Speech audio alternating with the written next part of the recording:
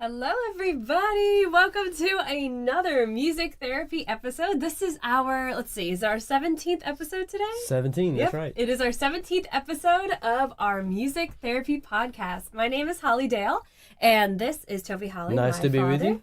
He is a licensed mental health counselor, and I am a musician. And our hope and goal with doing this music therapy podcast is to give y'all tools to be able to listen to music on your own at home and be able to then just kind of assess things that are going on in your own story with things that we talk about in our podcast today. And every other time we do it. But yeah, so today we're going to be looking at a song that was suggested to us by a lovely follower. And the song's name is Love Us As We Are. Love Me Like I Am. Love Me Like I Am by For King and Country, Exactly. Which is a cool song, and I'm super excited to get into that one today. Mm-hmm. But while I go ahead and pull stuff up for the podcast, do you want to go ahead and maybe just give us a little brief rundown of what exactly we will be looking at today in the podcast? Sure. I made an observation. Today is July 17. That it is. And we are doing the 17th episode. And so, I don't know, I was just thinking 777. Uh-huh. Maybe that's nothing, but I just noticed that. Yeah. Okay. Anyway. Okay, nice comment. Okay, we love that. Cool to know. All right. So this particular song is, I think of it kind of as a love ballad.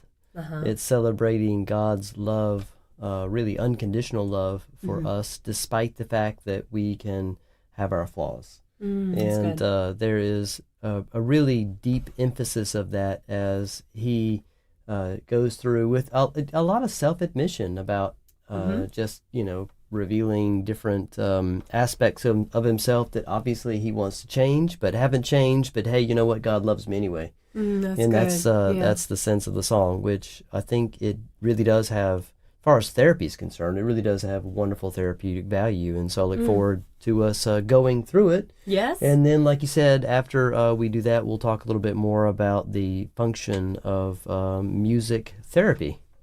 Yeah, that's good. All right, good. All right, so yeah, that was our brief, our brief rundown of the song we'll be looking at today by For King and Country. What we're going to do is I am going to go through and basically play the song for us. We'll go verse by chorus, that sort of thing. After we play those sections of the song, I will go through and just read the lyrics for us, just to make sure that we understand everything that was being said. And then we'll go through and kind of give our thoughts and analysis on the song and how you can use it for your guys' own personal, therapeutic session at home.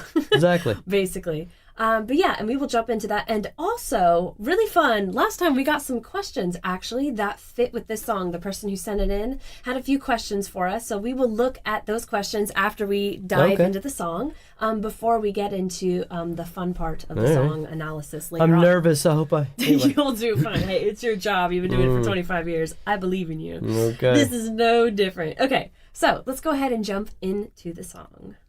Yeah, I'm excited for this one. It is super pretty. Yeah, it's pretty.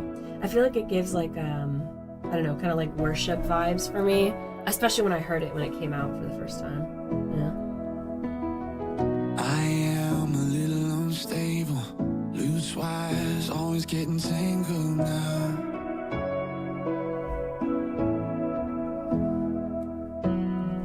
I am a little bit difficult. I can be a little self-critical now.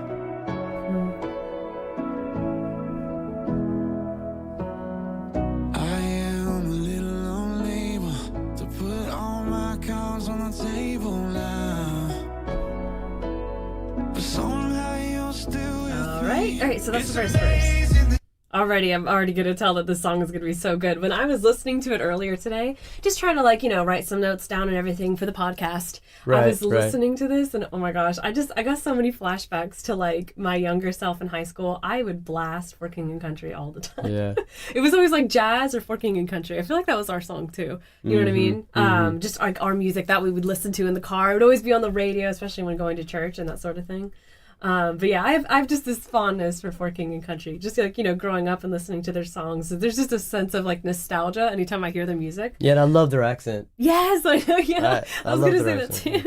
Yeah, it's just I don't know. There's something about their music. And their lyrics are great. Yes, very yes, mature. Powerful. Very I mature. love their powerful lyrics. Yeah. Okay, so yeah, let's go ahead and jump into it. I'm going to go ahead and read verse 1 for us before we get into some thoughts about the words themselves. Okay, so verse 1 reads, I'm a little unstable, loose wires getting tangled now. I'm a little bit difficult. I can be a little self-critical now. I'm a little unable to put all my cards on the table now, but somehow you are still with me. Mm-hmm. That's verse 1. That's already super deep, and I love that. I'm a little unstable, and so remember, I'm a counselor, what I do for a living, and I work with folks that, sometimes refer to themselves as feeling unstable, and, sometimes that's said with an element of jest in it, and what they're going for in life is more balance. Right. And just stability, of course, in their mood and just in their life story. And so I actually do think that line the whole verse, but that line really can touch a lot of folks. That's so true. And so that's this. I had mentioned early on, from verse to verse, there is a lot of self-admission, and I see it, right out the gate. I mean, that's what's happening is he is sharing, I just don't feel sometimes quite right. And we've all been there for sure. Yeah, that's so true. Yeah, I do feel like this verse, it's kind of, I don't know, it feels deeply relatable to me, and it kind of like acknowledges our our human flaws and our insecurities, especially from like a Christian perspective. It's reassuring to know that God remains with us despite our instability and self-criticism. Yeah, that's right. Yeah, I don't know. And just his presence and his unwaveringness just kind of provides us with that constant just support and love. Reassurance. You know what I mean? Reassurance. Yeah, that's the word I was going for. Yeah. But yeah, I don't know. For me, that's kind of what I'm already getting from verse 1, which is great. I love how immediately it goes into deep territory with the songs. Right. A lot of their music does that, and I love that attention to that. You know what I mean? And the lyricism. And everything. That's true. Yeah. And a little thought before actually we jump into the chorus here, unless you had something else to add about verse good. 1. That's good. Okay, that's good. Just something that I was listening to the song earlier, kind of like reminiscing on like the nostalgia of like their music and that sort of thing.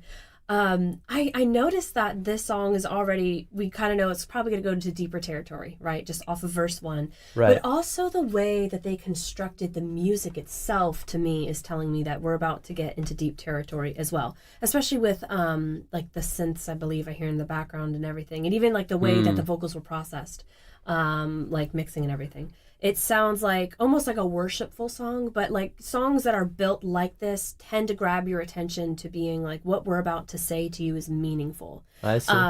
It's not that, there's a lot going on in the background as well. There's not too much. So I feel like that also kind of points your audience to listening to the lyrics and what you have to say, which is cool. I love that there's like this perfect balance in this song of the background supporting the vocals, not taking over, but like adding that sense of depth to the lyrics as well. Okay. So I don't know. For me, that was cool to hear the background music, just adding that as well to the lyrics. So yeah, okay. That was verse 1. That's great. Good thoughts. Let's go ahead and jump into the chorus now, which I'm pretty sure is going to get pretty loud. So I'm going to really quick put that down so we don't break our speakers. Yeah, here's the chorus. I love the bass. That's cool. Yeah.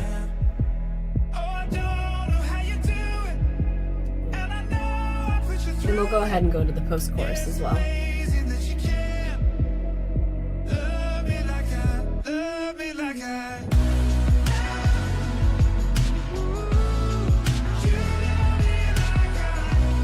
Oh man, this background is so cool. I love it.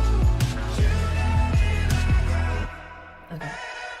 Oh, that's so cool. Okay, I'm gonna pause it. I don't know, for me that background with the vocals and everything really gives me this sense of like etherealness, you know what I mean? Yeah. Which is really cool. I love that. It really draws my attention to the lyrics, and it just, I don't know, makes me feel like this song is deep. I can't really put more words into that, but that for me as a musician, when hearing that, that's immediately where my brain is kind of drawn to, you know? So yeah, already in love with Beautiful the music. chorus. Yeah, And I felt like, the way when I was listening to it earlier, I was like, I probably won't pause it between the chorus and the post-chorus because it felt like it would interrupt the music. And especially with my background in opera, my brain was like, that would be an insult to music. I can't do that. In my own consciousness, I was like nervous. I was like, no, we're not going to do that. Okay, so let's go ahead and do the chorus now. I'll go ahead and read that for us.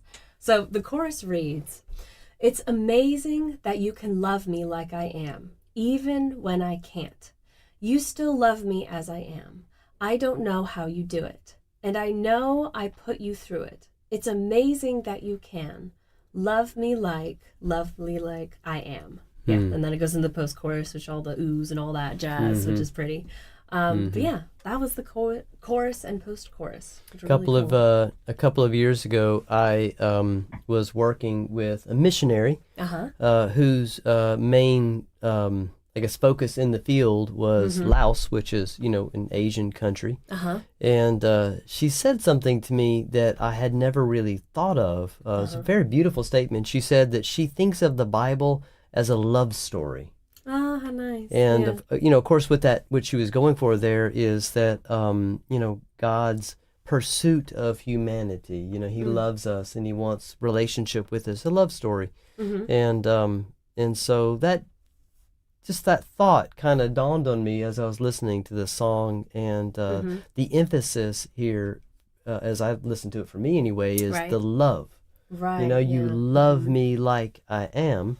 And I don't think this is meant to suggest that, we'll call it the flaws or the attributes that maybe he's not happy about inside himself. I don't think that is like, okay, we're just going to ignore those. I think it's like, I'm going to love you no matter what, or nevertheless.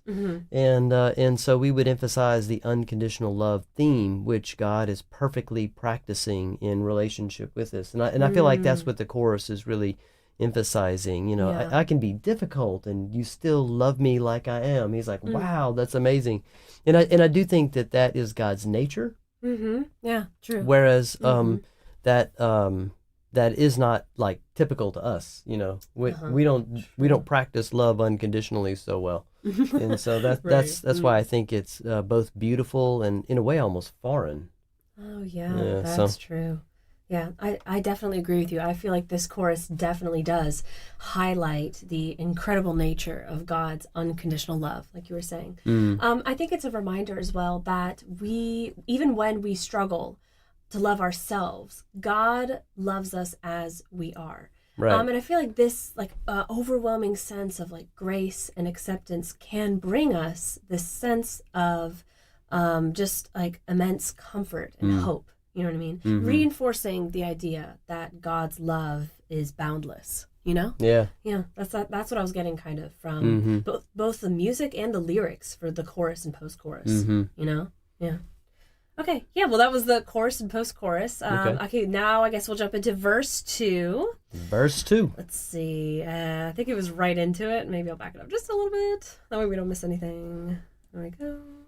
Okay. Okay, yeah. There we go, verse 2. Okay.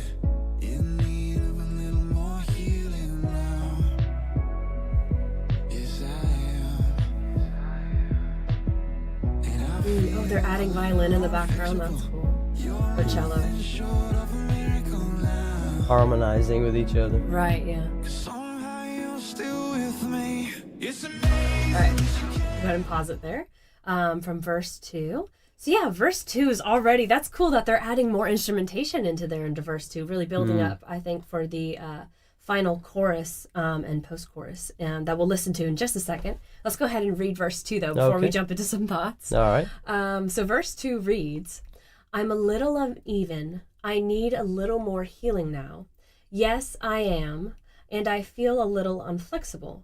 You're nothing short of a miracle now. Because somehow you are still with me." And yeah, that is verse 2. Already, I am loving the deepness of these lyrics. It's so refreshing to see, Yeah, the transparency, sincerity, uneven, the way I take that is moody. Yeah, it's true. I'm not trying to say that's what they're thinking, but that's just what I'm thinking. That's kind of how I interpret that. And as a counselor, folks do sometimes very much struggle with sometimes like bipolar and things, which is defined by just kind of a movement through the emotions, which is not comfortable.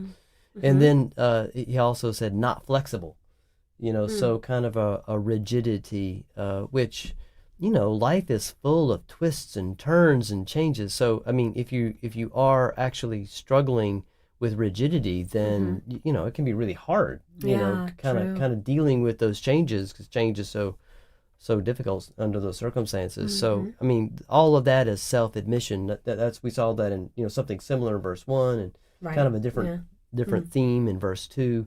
And nevertheless, despite that, you love me like I am. Wow. That's so true. That's really deep. I love that. Yeah, and I feel like also this verse kind of continues to explore our imperfections and our feeling of being like unfixable. I think there was, I forget what word. Yeah, it actually says it in the line. It says, and I feel a little unfixable. I love that line. I love that they point that out there. Yeah. And I feel like it emphasizes, just like this verse as a whole, the miraculous nature of God's love. And it reminds us that he is steadfast despite our brokenness, and that God's love and healing power are always available to us as well. That's kind of what I was pulling from verse 2. That I don't know, I fell in love with when I was looking at it earlier. I was like, wow, those are good points. I love that. You know what I mean? Yeah, that's good. Okay. So, anything else you want to add before we jump into the amazing chorus of this song? No, let's keep cruising. I love music that kind of sounds ethereal like this. You know what I mean? It also kind of, for me, I don't know, maybe as a vocalist, it's kind of what I'm like more in tune to, is like whenever the vocals kind of take like the front row for a song, and it's like even like the backing a little bit is helped with like some extra just like voice doubling and that sort of thing. So I don't know. It feels like almost like a choir could sing this. Not quite, but it's leaning in that direction. I don't know. That kind of sounds cool to me. Okay, so let's jump into the chorus. Somehow you're still with me. It's amazing that you can love me. I think I hear a tambourine too in the background. Yeah. Huh? I hear it too. Yeah.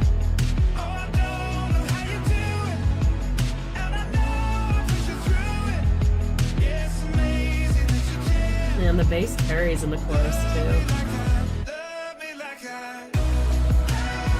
That's cool. I love that. Ooh, the background's pretty there. I think that's a piano. I think.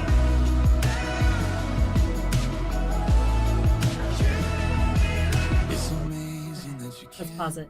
Also, I want to get into that when we look at the outro. I love the way he switches from all that beautiful kind of like glitter. I like to call it glitter, like in the background, and then it just switches to his voice in the piano. I love when songs do that. It just, to me, it really catches my attention, and it just, I don't know, it feels like it puts a song, like a bow on a song. You know what I mean? And I love that. It's really cool.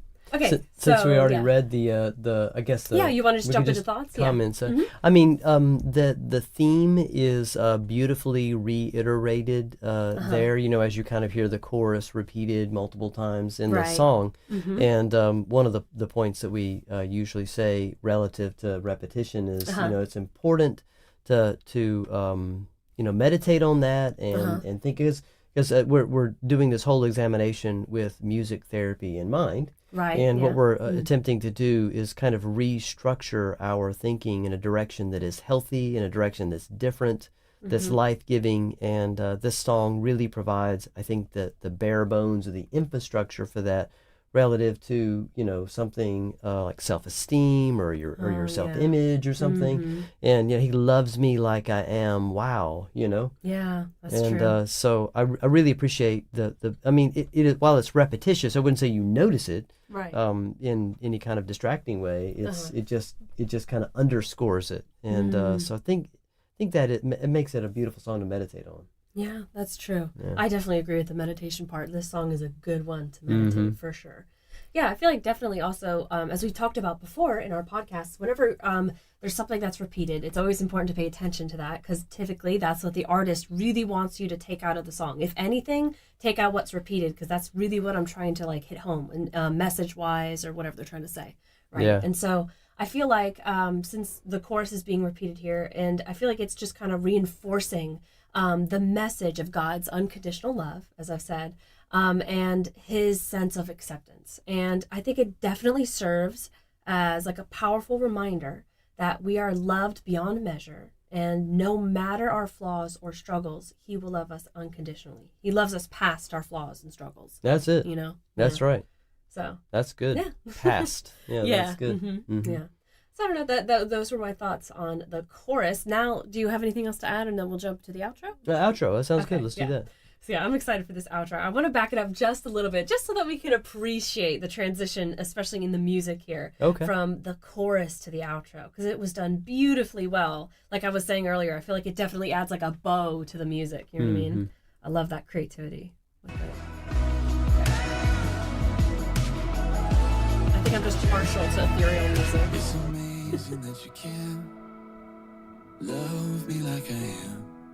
Passing chord, yes. Even when I can, you still love me as I am. Yeah, I don't know how you do it, and I know I've put you through it. Yeah, it's amazing that you can love me like I am. I love that ending. That was so pretty with the piano. I couldn't tell when I was listening to it earlier. My brain was trying to like put together what kind of piano it was. It might be like an upright piano that has like this little bit of like, I don't know, pedal added to it, like a pedal sound effect, so that way you can kind of hear like the keys and everything. But yeah, I don't know. To me, that ending really resonated with me. I loved that just simple outro, really hitting home the points that the whole song was trying to make. You know what I mean? So yeah, it almost seemed like a prayer to me. That's basically what I was trying to get at. Yeah, I felt like that is definitely what he was trying to do there with making it that simple, just kind of highlighting the words. You know what I mean, with the fun passing chords in the piano. Okay, let's go ahead and read the outro, and then we'll give our thoughts, and then we'll go ahead and jump into some questions that the person who suggested this song asked. But yeah, let's just finish up our thoughts, and then we'll jump into that. All right. So I'll go ahead and read the outro for us. The outro reads, "It's amazing that you can love me like I am, even when I can't. You still love me as I am. I don't know how you do it, and I know I put you through it. It's amazing that you can love me like I am." That's amazing. I love that. What stands out to me as I listen to those beautiful lyrics is he's acknowledging God's ability and willingness to love me, but he himself is struggling to love himself. Yes, yeah. I think that's kind of built into the lyrics, and more or less says that. Yeah. And so he's taking lessons from God on how to love himself. Yeah, that's good. Which is really strong, and we definitely need to pay attention to that. Yeah, that's true. Yeah, that's great. That's perfect. Okay, so that was our look at the overall look at the song at Love Me Like I Am by For King and Country. So now we're actually going to get into the questions before we jump into the fun part of like the overall like tips and everything for the music therapy part. That the person who actually requested the song asked, which I honestly thought good on them for kind of understanding the points for this song, because they phrase these questions perfectly that have to do with this song. And some of those questions are, so we got 4 here, and I'm not going to lie, these are hefty. These are hefty ones. I might have to skip a few just so that we can make time for today. But so we'll start with ones that I kind of categorized as I was looking at these questions. I kind of summed them up a little bit for us. The first one I think is really about stems from their idea of worry. So I'll go ahead and read the question for you. So the question is, sometimes I feel like I'm swirling in my emotions of worry. I find it hard sometimes to ground myself in reality. When that happens, what are some ways you might recommend to pull out of that? And what are some ways that I might be able to prevent that altogether? So yeah, that was the first question they asked about worry. Yeah. Well, I appreciate the description of worry as kind of being a swirling. Yeah, I like that too. I think that probably is true for a lot of folks. I've also heard folks say that I don't know how relatable this is for everybody, but the trains are rolling. That's good. I like that. I like that analysis. Just, Yeah. like just Mm-hmm. loud and, kind of dominating my mind, and I can't hardly think of anything else other than these worries, it's Mm-hmm. sort of probably pretty similar language. Yeah. Mm-hmm. And normally what's going on there is in our minds, um, we're trying to fix the problem. Okay. And so we're Mm. we're just so fixated on the problem because we're desperate to come up with a solution for the problem, Uh-huh. and it's just kind of screaming in our heads, and Mm-hmm. you're just going in circles, and for sure you're not going to find a solution with that going on. But that's kind of the knee jerk or the impulse, Uh-huh. Yeah. which is, and I also want to say that I think fear is probably in there too. Fear kind of Oh, that's amplifies good. things. Yeah. Mm-hmm. So, I mean, a really good way to start with that is to have breathing exercises and really try and calm yourself down. I mean, Okay. you for sure Yeah. aren't going to be coming up with any good ideas if you're all amped up. True. And, Yeah. just thinking in light of having a relationship with Jesus. I mean, Mm. we're not in this alone, Mm-hmm. and so he shares in our trials and our challenges, and so Mm. taking the matter to him in prayer. And I'd say 2 points about that. One, I do think we have a certain amount of responsibility to manage our own stories. Uh-huh. By that I mean we have a mind that is capable of thinking, we have a body that is capable of acting, and I Mm-hmm. think that we have responsibility over our territory, if you will, Uh-huh. exercising our will and working out what is ours to work out. Mm-hmm. But then there is a part where, it's outside the range of our authority, I mean, it's Mm. just bigger than us. Mm-hmm. And being able to distinguish, okay, I realize this is what I need to be managing, Mm-hmm. and then the rest of it, the stuff that I can't manage, I really do have to leave that up to you, and I give that to you, and I'm trusting you. And it might mean keep doing your part and wait longer for God to do his, Right. Mm-hmm. which isn't easy. But so just broadly speaking, I Mm. think those ideas might be helpful as you're trying to mitigate anxiety and fear. Oh, that's good. I love that. I knew it was good to bring you on, Mr. Counselor. Ooh. Okay, so that was our first question. Okay. Let's go ahead and jump into the next. I'm warning you; these are really deep as I'm looking at these. I'm gonna do my best. Okay, you're gonna do great. Okay, so our next one that they also asked was I feel like I'm at a loss when it comes to dealing with my emotions. Is there something I can learn to navigate the worry more effectively? And they give an example. When I give, sometimes when I have to give a presentation at my work, I get Mm. incredibly worried. And it's super hard for me to then manage those emotions and come back down from there. Is there a way to manage those emotions beforehand? Yeah. Yeah, that actually is probably a pretty similar question, and I, Yeah. I could Yeah. maybe comment on the example. So it is, you know, the person's responsibility giving the speech Mm-hmm. to study the speech and memorize the speech and practice the speech and be proficient in their knowledge of the material, and dress the part and show up on time, and Mm-hmm. I mean, all of God isn't going to do any of that for us Right. because Yeah. that's we're the one that got the job. That's part of humanity. Yep. Part of making it. And Yeah. but outside of that, I mean, as far as how the audience is going to receive the speech or what is going to be done with it, let's just say on a corporate level or something. I Right. mean, Uh-huh. that obviously the person doesn't have any authority over. So I would place that in God's territory, Mm. and whatever that means. Mm-hmm. So do your part, and however it goes, I mean, that's God's part. I mean, I would say, and I'm wanting to say this very respectfully, Mm-hmm. that's kind of God's responsibility. So whatever happens. I'm just going to have to trust God that he's got that part. I mean, I can't Mm-hmm. I can't control how people are going to respond to it. I can only control how I actually give it to them. Mm-hmm. That's And good. and so I mean that language just kind of shows where my responsibility is, which should help manage the anxiety, at Mm-hmm. least to I hope a great degree. Yeah. I think this next question they asked also about worry, I think kind of plays into what you just said, but I'll go ahead and read it anyway. You can kind Okay. of just maybe either what you just said, you can basically say like, yeah, that's what I just said, Okay. or maybe you might find another point Okay. with this question. But this next one is interesting to me. So they said sometimes I find myself kind of just out of nowhere really starting to worry. I don't Mm-hmm. really understand why that happens, like what things could trigger it. And is there a way to learn how to identify that? Yeah. Well, if I understand the question correctly, it would be identifying triggers that would set off the reaction, worry. Mm-hmm. And I think that's best done through introspection, looking at, because if you're worried, you're like, hang on, why am I worried?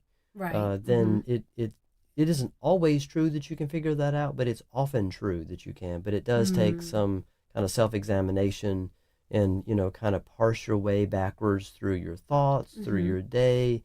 And then sometimes the trigger isn't always, it's not clear why the trigger is a trigger. And that might take a little bit more effort to see, maybe symbolically why that thing is creating such a distress inside you. It is useful to work those out, not only so you can, kind of anticipate when you might feel distressed, but also maybe rewrite why those triggers, maybe have those triggers bring out some other emotion instead. You can kind of rewire those if you work at it. And so that's helpful. Oh yeah, no, that was good. Yeah, okay. I understood that. It made sense.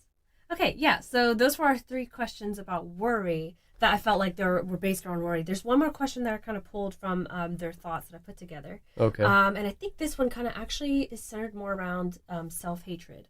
And so, yeah, I don't know. I just kind of put that together from this. You can tell me otherwise if that's not the case. Oh, okay. But their question that they asked is I struggle with feelings of self-doubt and negativity. I'm not sure where these feelings come from or how to deal with them effectively. What can I do to understand the root of feeling the self-doubt and negativity?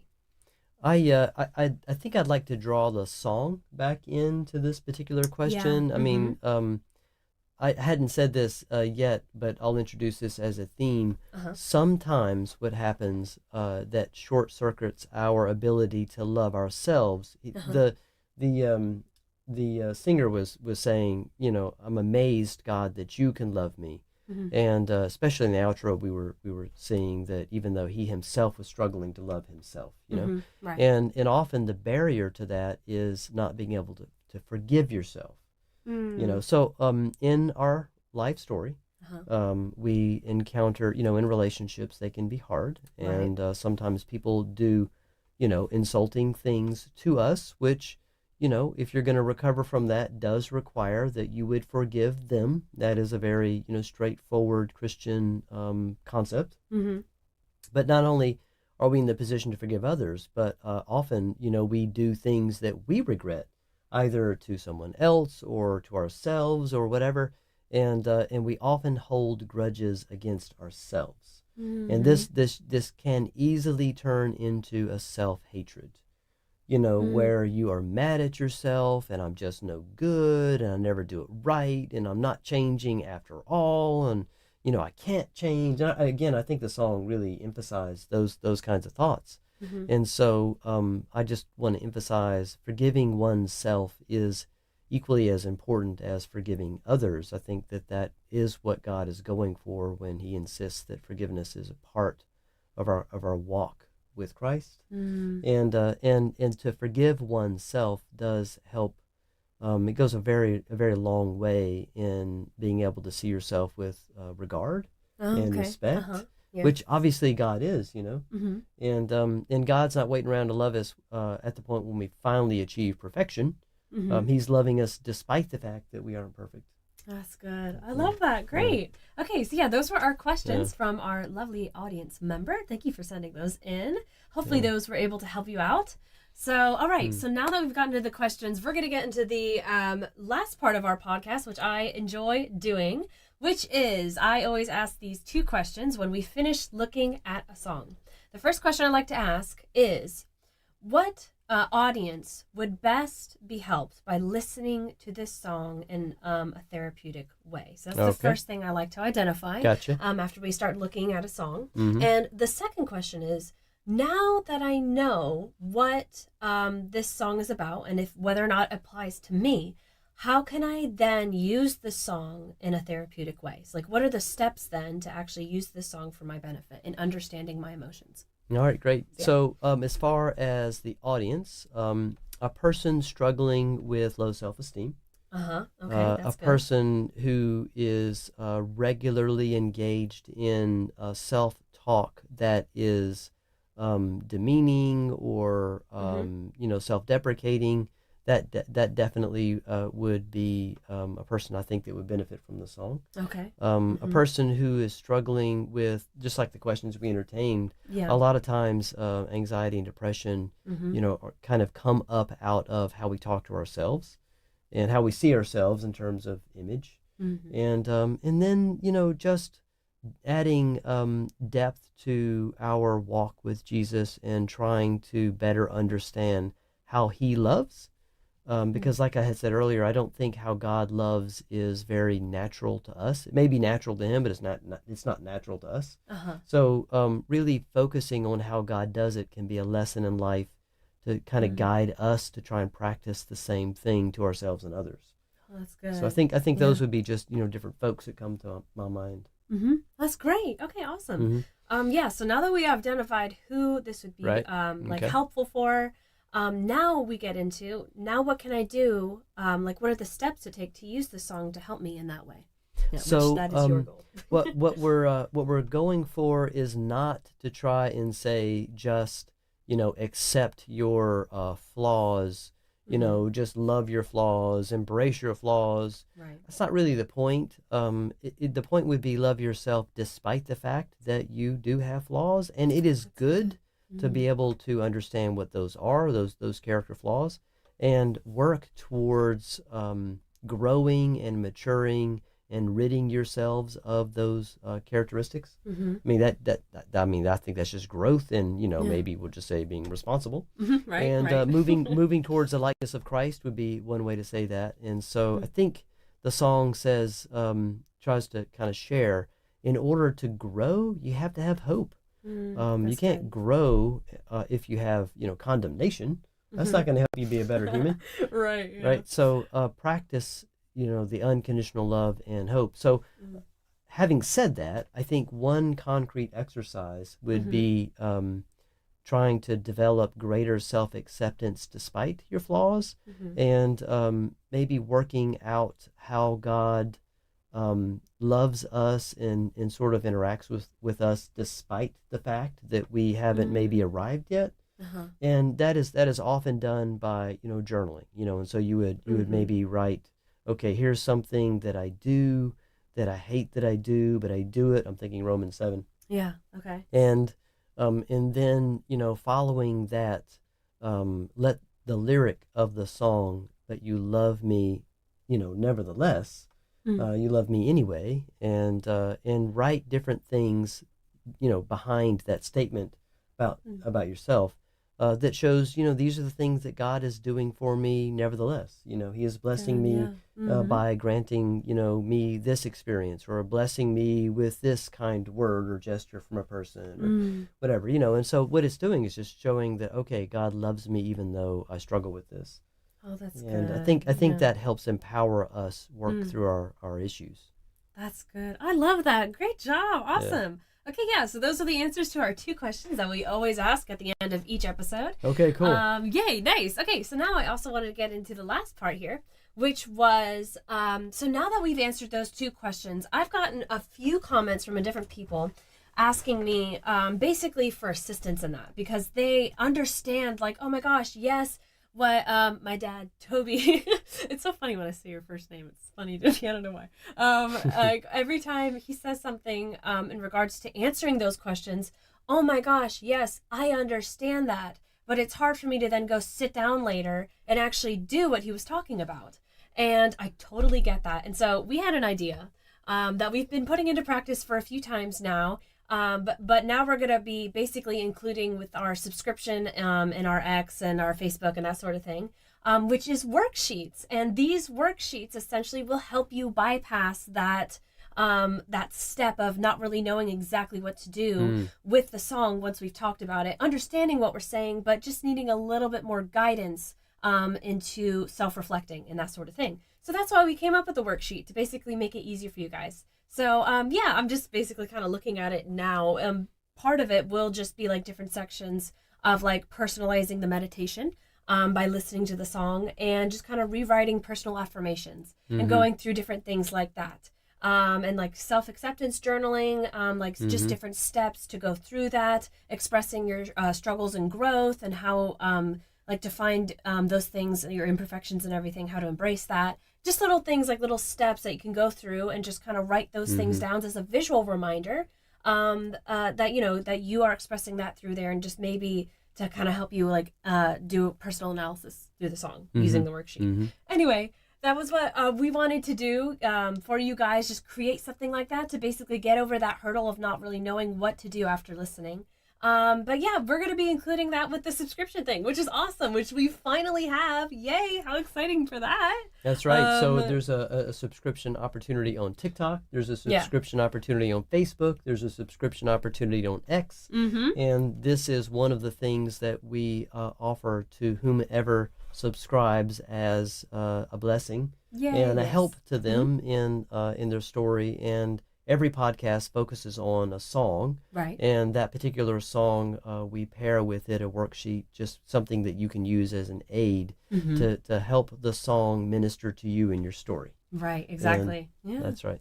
And then also another thing, I'm not quite ready for this part yet, but I'm super excited for it. I'm trying to get it ready and make it something that could be available for everybody. But I've had this idea, and I've had it for a minute, and I really, really wanted to include it with subscriptions because I thought it'd be so much fun to do. I have this idea to basically go through and write a song with my audience. That would be you guys. And we'll go through and vote on different things, run polls, and then basically flesh out a whole song that I'll go through and produce every month. That will be basically what my audience helped me write. And then what we'll do at the end for the subscribers is we will be able to go through and actually personalize the song for you guys, which is something that has been a cool idea, but it was hard for me to visualize. How am I going to do that? If I have a bunch of people on here, how exactly am I going to be able to personalize the song for each individual? But we've gone through and we figured out how to do that. And honestly, I'm super stoked about it. I was so happy I was able to make that into a reality. Haven't put it into practice yet, but we will super, super soon, within the next month or so. So yeah, that's something that we're going to be doing with the subscriptions as well as personal concerts. Those are going to be fun. I've got a whole thing. I'm thinking about building a mini stage. Anyway, that's a little side note I'll get to later in my other posts and that sort of thing. But yeah, so that was our look at the song from King and Country. I've had so much fun looking at this song today. The song was Love Me Like I Am. Right. And yeah, that was a good song. I love the background of that. So pretty, and definitely a deep song that we will be adding to. Which playlist should we add that one to? I'm not sure where that would fit. Either probably Discovery? Recovery, okay. Yeah, you're right. I think that would be a recovery song. Yeah. But anyway, so that was pretty much it for today. Thank you guys so much for joining. And if there are any other songs you'd like us to look at, let us know through the comment section. And we will get that together for you guys. So yeah, I'll be going ahead and doing another singing stream this weekend. We're getting ready for the jazz concert, which will be super soon. I'm excited for that. But yeah, that will be this Friday and Saturday. We'll be doing a singing concert. Yeah. Thank you guys so much for watching. We hope you enjoyed, and we will see you guys again super, super soon. Have a wonderful night, guys. Bye-bye.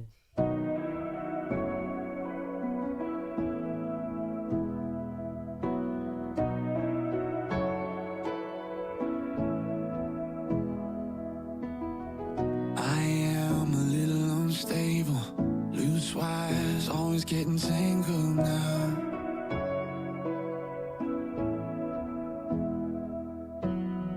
I am a little bit difficult, I can be a little self-critical now.